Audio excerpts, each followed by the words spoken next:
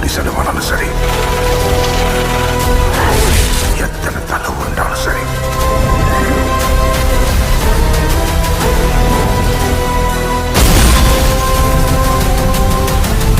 Sir ஒருவேளை நம்ம தப்பான ஆளை ஃபாலோ பண்றோமோ? ரொம்ப பிரில்லியண்டான ஒரு ஆளை ஃபாலோ பண்ணுறோம்.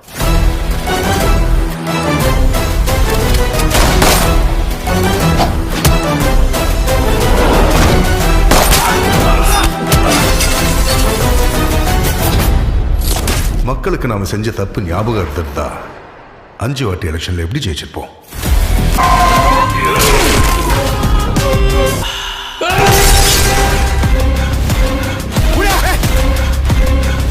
அப்போ இந்த டெட் பாடி